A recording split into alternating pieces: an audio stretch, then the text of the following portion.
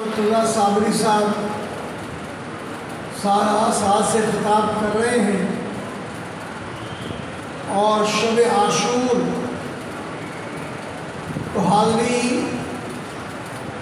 ہمارے بھائیوں کی اور ہماری بہنوں کی بھی بہت دور تک پھیلی ہوئی تھی۔ بہرحال ہم تھوڑی بہت اپنی روایت کے عادی ہیں تو دیر سے آئیں گے۔ جیسے جمعے کو حضرت آپ کا خطاب کتنے بجے ہوتا ہے شروع؟ کتنے بجے تک ہوتا ہے؟ 1:45 سے 2:45 بجے تک حضرت جمعے کو خطاب فرماتے ہیں۔ میں بھی مختلف مساجد میں ایک عالموں کے خادم کے حیثیت سے جاتا ہوں۔ 1:45 بجے جہاں خطاب شروع ہو وہاں لوگ 1:15 بجے سے آہستہ آہستہ داخل ہونا شروع ہوتے ہیں۔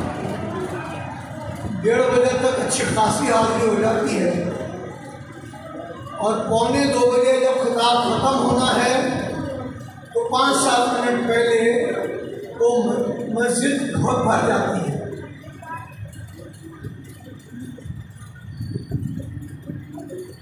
ماشاءاللہ آپ اگر جلدی آ جائیں گے جمعے کے دن ابھی آج بھی تو آپ بہت کچھ حاصل کر کے جائیں گے۔ جیسے مثال کے طور پر امام حسین رضی اللہ تعالیٰ عنہ نے رخصت کو چھوڑ کر عزیمت کا سفر کیوں اختیار کیا؟ ایم.اے. اسلامیات جو پاس کر چکے ہیں کراچی یونیورسٹی سے ان سے پوچھیں کہ یہ عزیمت اور رخصت اس کا کیا مطلب ہے؟ 90% میں 6 یونیورسٹیوں کا سینڈیکیٹ کا ممبر ہوں۔ 90% لوگ یہ نہیں بتا سکتے کہ رخصت کیا ہے، عزیمت کیا ہے۔ پھر یہ کہ وہ بہت سارے لوگ اس کا جاننا اس لیے ضروری ہے کہ بعض بد باطن یہ کہتے ہیں کہ یہ 2 شہزادوں کی اقتدار کے لیے جنگ تھی۔ ایسا نہیں تھا۔ حضرت امام حسین رضی اللہ تعالیٰ عنہ اگر جنگ کرنے کے لیے جاتے تو ہزاروں کا لشکر آپ کے ساتھ ہوتا، اور اسی طرح سے آپ بچوں کو خواتین کو لے کر نہیں جاتے۔ گھوڑے، تیر، تلوار جو لڑنے کے لیے ضروری چیزیں ہوتی ہیں وہ سب لے کر جاتے۔ ایک طرف 22,000 دشمن اور آپ کی طرف 72 لوگ۔ اس 72 میں بڑی عمر کے لوگ بھی شامل اور اس 72 میں خواتین بھی شامل۔ تو جو یہ کہتا ہے اس نے دنیا اپنی برباد کر لی، دراصل امام حسین رضی اللہ تعالیٰ عنہ نے سوچا کہ یزید شراب عام طور پر پیتا ہے، حلال اور حرام کی تمیز ختم کر رکھی ہے، اور اس کے علاوہ اس نے اقتدار کے حصول کے لیے جبر کر کے بہت سارے لوگوں کو مختلف علاقوں کی بصرہ، رے وغیرہ کی گورنری کی پیشکش کر کے لالچ میں مائل کیا۔ ایسے میں اگر امام حسین اس سے بیعت کر لیتے تو رہتی دنیا تک لوگ منہ سے یہ جملے نکالتے کہ جس کی تربیت نبی نے کی وہ حق کے سامنے مقابلے کے لیے استقامت کے ساتھ کھڑا کیوں نہیں ہوا؟ تو آپ استقامت کے ساتھ کھڑے ہوئے، کھڑے رہے۔ آپ کے سامنے یکے بعد دیگرے آپ کے محبین شہید ہوتے رہے، لیکن آپ سب کی لاشیں اٹھاتے، خیمے میں لے آتے، اگلے بندے کو بھیجنے کی تیاری کرتے، اور یہ بات ذہن میں رکھیں کہ حضرت امام حسین کے علاوہ اس جہاد میں 3 صحابہ کے نام تھے جن کو مقررین عام طور پر واعظ میں لیتے نہیں ہیں۔ ایک کا نام ابو بکر رضی اللہ تعالیٰ عنہ، دوسرے کا نام عمر رضی اللہ تعالیٰ عنہ، تیسرے کا نام عثمان رضی اللہ تعالیٰ عنہ۔ ان کا نام وعظ و تقریر میں حوالوں کے ساتھ بیان کیا جانا چاہیے تاکہ یہ پتہ چلے کہ اہل بیت اطہار اور صحابہ کرام میں کتنی محبت تھی، وہ کتنا ایک دوسرے پر فریفتہ تھے، کتنا جان نثار کرتے تھے۔ یہ باتیں اصل میں لوگوں کو بتانے کی، سمجھانے کی ضرورت ہے۔ بارہواں، حضرت امام حسین رضی اللہ تعالی عنہ نے بار بار اتمام حجت کے لیے، حق کی سربلندی کے لیے بتایا کہ میں کون ہوں، میرے نانا کون ہیں۔ ابھی جو تم نماز پڑھتے ہو اس سے پہلے اذان ہوتی ہے تو اذان میں جو نام لیا جاتا ہے وہ میرے نانا جان کا لیا جاتا ہے، لیکن اقتدار کی روش، اقتدار کی دولت اور اقتدار کی چسک نے کوئی بات انہوں نے نہیں سنی۔ ہاں، تاریخ میں ایک نام ضرور آتا ہے، حر بن یزید ریاحی۔ یہ ایک عظیم انسان تھے، ان کو کہا گیا آگے بڑھو، لشکر لے کر جاؤ اور حضرت امام حسین کو گھیرے میں لے لو۔ اس نے حضرت امام حسین سے مذاکرات بھی کیے، بات چیت بھی کی۔ حضرت امام حسین نے اس کو سمجھایا، اور نماز جب ہوتی تو ان کے لشکر کے لوگ حضرت امام حسین کے پیچھے نماز ادا کرتے تھے۔ لیکن آپ دیکھیے کہ جب قبولیت کی گھڑی آ گئی اور آخری وقت آیا تو حضرت حر بن یزید ریاحی نے یزیدی لشکر سے اپنے آپ کو الگ کیا، اور یہ نعرہ جو لگایا ہم بہت علماء سے سنتے ہیں، لیکن پہلی مرتبہ مولانا محمد شفیع اکاڑوی صاحب رحمۃ اللہ علیہ سے سنا، اللہ ان کے درجات بلند فرمائے۔ یہ نعرہ حر کا تھا جس وقت فوج شام سے نکلا کہ دیکھو یوں نکلتے ہیں جہنم سے خدا والے۔ وہ ماشاءاللہ جہنم سے نکل گئے اور جنتی گروہ کے ساتھ آپ آ گئے۔ دو باتیں سن لی آپ نے۔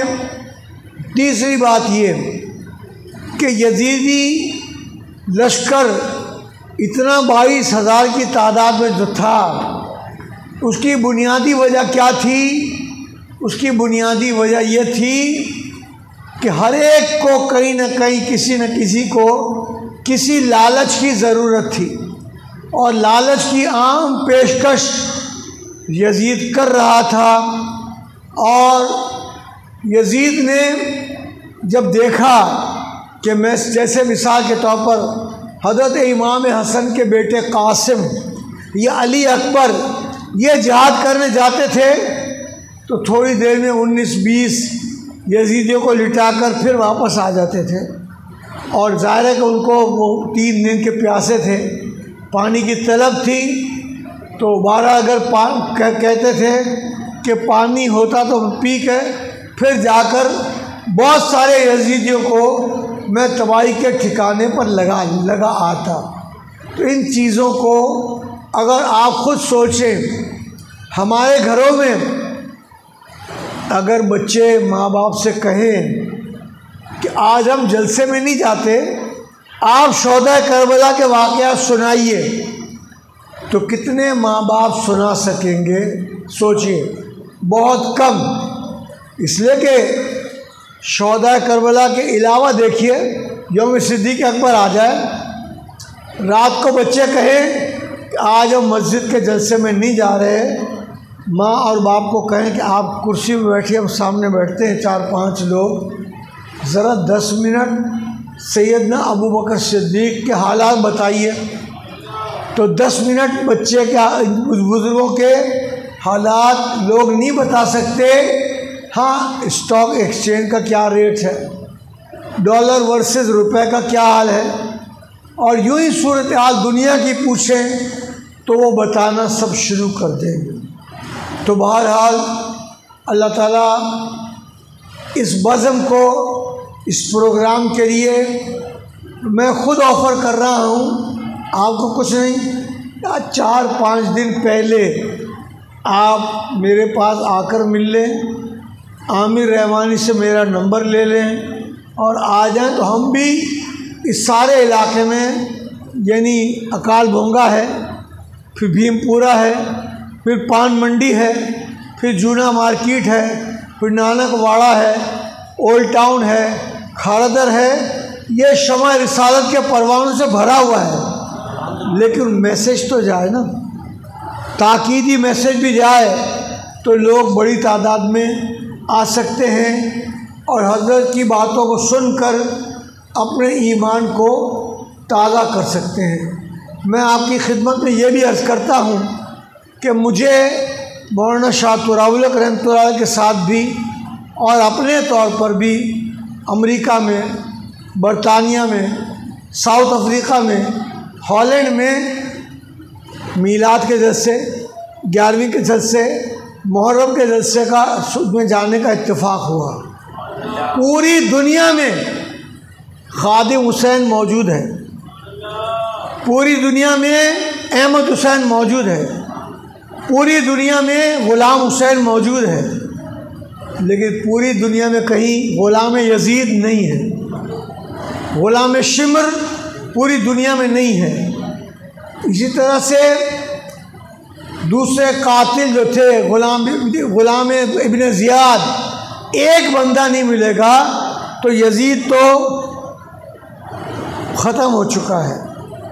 امام حسین زندہ ہیں، زندہ رہیں گے، کم از کم 60 سال سے تو میں اکاڑوی صاحب رحمۃ اللہ علیہ، مولانا محمد صدیق ملتانی رحمۃ اللہ علیہ اور دیگر علماء کرام، اور اس پان منڈی میں میرے پیر و مرشد غزالی دورہ علامہ سید احمد سعید شاہ صاحب کاظمی رحمۃ اللہ علیہ بھی تقریر کرنے کے لیے تشریف لاتے تھے۔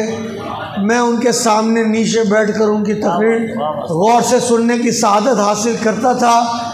ایک دن انہوں نے جلسے میں بات کہی جس نے چونکا دیا، ایک حدیث شریف سنائی، فرمایا یہ یاد کرو اور گھر والوں کو سناؤ، یہ ہمارے نعت خان بھی اس کو یاد رکھیں، نعت بھی پڑھیں، یہ باتیں بھی سنائیں۔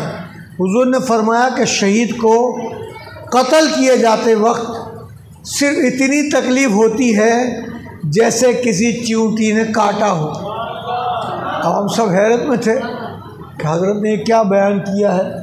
پھر حضرت نے ہماری حیرت کو پڑھ لیا اور کہا کہ آپ کی حیرت کو میں دور کر دیتا ہوں، قرآن سے بھی، حدیث سے بھی، سائنس سے بھی۔ قرآن سے کیسے دور کی؟ کہا کہ یوسف علیہ السلام بڑے حسین تھے، زلیخا ان کے حسن پر فریفتہ تھیں، زلیخا کی سہیلیاں ازراہ مذاق ان کے ساتھ تھوڑی چھیڑ خانی کرتی تھیں۔ تو پھر انہوں نے کہا کہ میں ایک دن تم سب کو بلاؤں گی، تم بیٹھو، تمہارے ہاتھ میں چھری ہوگی، ایک پھل ہوگا، اور جب یوسف علیہ السلام گزرے سامنے سے تو دیکھنا ان کو اور پھل کو کاٹنا۔ یہ واقعہ سنایا علامہ سید احمد سعید کاظمی شاہ صاحب۔ انہوں نے پھل کے بجائے اپنی انگلیوں کو کاٹ لیا، اور انگلیوں کو کاٹ کر یہ نہیں کہا کہ ہم نے یہ کیا کیا، انگلیوں ہی کو کاٹ لیا، بلکہ یہ فرمایا کہ یہ تو کوئی ملک کریم ہے، یہ تو بہت ہی کریم نوعیت کا ایک فرشتہ ہے۔ ایک بات قرآن سے ثابت ہو گئی، گھر میں ترجمہ ہو تو یوسف علیہ السلام کے پورشن کو ترجمہ پڑھیں تو سب باتیں معلوم ہو جائیں گی۔ پھر اس کے بعد دوسری بات سنیے کہ دوسری بات یہ حدیث سے کیا بتایا۔ حضرت علامہ کاظمی صاحب میرے مرشد کریم نے بتایا کہ حضرت علی کو پاؤں میں تیر لگ گیا.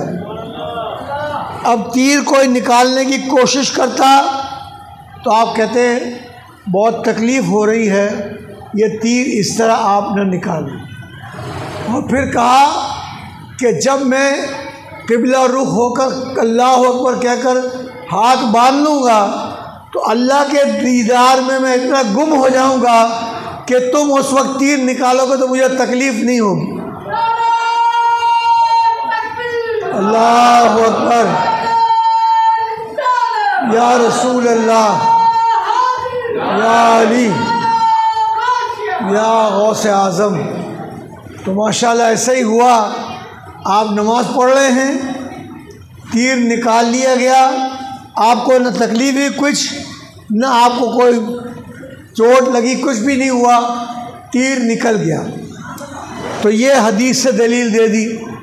پھر دلیل سائنسی دی.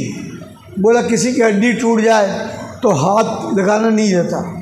کسی کے ہارٹ کا آپریشن ہو رہا ہو، آنکھوں کا آپریشن ہونا ہو، تو اس کو پہلے کے زمانے میں جب حضرت تقریر کر کے گئے تھے تو اس زمانے میں 35 40 45 سال پہلے کلوروفارم سنگھاتے تھے، وہ بے ہوش ہو جاتے. بے ہوشی میں، مدہوشی میں اس کے ہاتھ کا، آنکھ کا، دل کا آپریشن ہو، اس کو کوئی تکلیف نہیں ہوتی. کیوں؟ تینوں واقعات میں کیا ہے کہ شہید جب اللہ کی راہ میں شہید ہوتا ہے تو حضور کے جلوہ زیبا کو اور اللہ کے دیدار کو کرنے میں ایسا مستغرق ہوتا ہے کہ اس کو کوئی تکلیف نہیں ہوتی. نعرہ تکبیر، اللہ اکبر، نعرہ رسالت، یا رسول اللہ، نعرہ تحقیق، حق چار یا نعرہ حیدری، یا علی. اب آپ اندازہ لگائیں، یہ حدیث جو حضور نے سنائی اس کے ایک ثبوت کے لیے 3 دلائل قرآن سے بھی، حدیث سے بھی، اور ماشاءاللہ سائنٹیفک طریقے سے بھی. اور اب جو آپریشن ہوتا ہے وہ کلوروفارم کی جگہ اینستھیزیا کا اثر ڈال دیا جاتا ہے، اس سے وہ بے ہوش ہو جاتا ہے. اور بعد میں اس کی آنکھ کھلتی ہے تو سامنے وہ دیکھتا ہے اسکرین پر کہ میرے ہارٹ کا آپریشن ہوتا ہے. اس کو کوئی تکلیف نہیں ہوتی، اس لیے کہ وہ مدہوش ہو چکا ہوتا ہے. میری ان دونوں آنکھوں کے موتیے کے آپریشن ہو چکے ہیں. سول اسپتال میں نے کرائے. ڈاکٹر صاحب نے پوچھا آئی صاحب آپ کی آنکھوں کا نمبر 0 کر دوں؟ میں نے کہا بچپن سے چشمہ پہنتا ہوں تو تھوڑا کم کر دیں. 7 نمبر تھے، انہوں نے 2 نمبر تک کر دیے. اب میں چشمہ پہنتا ہوں عادتاً، لیکن اگر کچھ پڑھنا ہو، مولانا کی کتاب پڑھنی ہو تو چشمے کی بھی ضرورت نہیں ہے.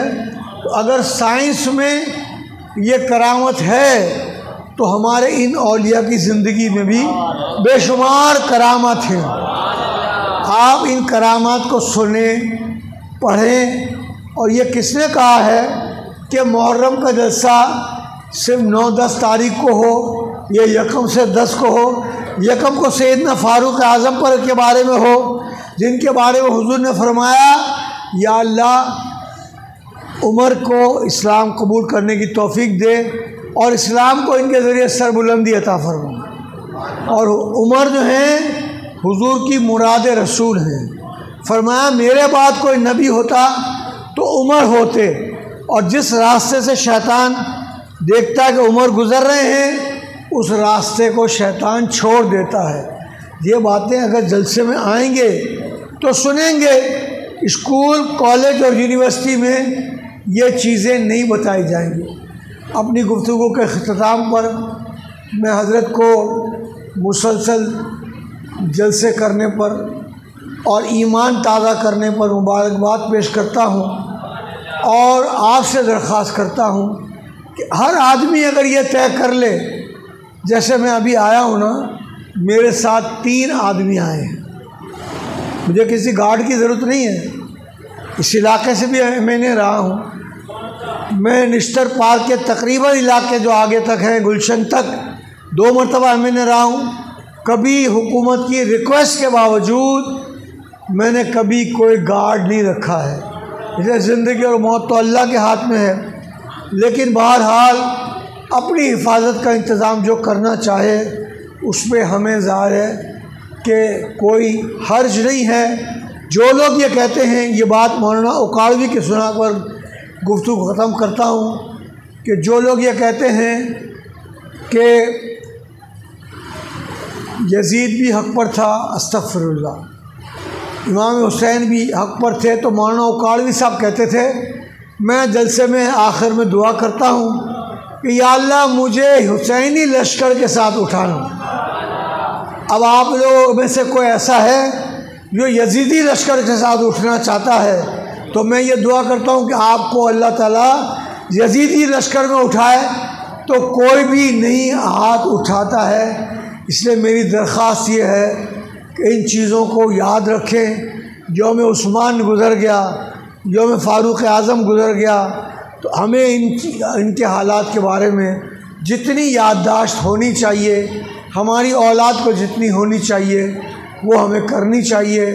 اللہ تعالیٰ حق کہنے، حق سننے اور حق پر عمل کرنے کی کوشش ہمیں توفیق عطا فرمائے، اور خصوصاً اس بات کو ذہن میں رکھیں کہ ہمیں یہ بتایا گیا کہ جو دیوار کے پردے کے پیچھے بیٹھ کر یزید کی تائید کرتے ہیں ان کے بجائے، اور ہم الحمدللہ اعلانیہ لاؤڈ اسپیکر پر تائید کرتے ہیں، جو اس طرح کرتے ہیں تو ان کے بارے میں بھی شاعر نے کہا ہوئے تم جو مر کے رسوا، ہوئے کیوں نہ غر کے دریا، نہ کوئی جنازہ اٹھتا نہ کوئی مزار ہوتا، وما علینا الا البلاغ المبین۔ سبحان اللہ، ماشاء اللہ۔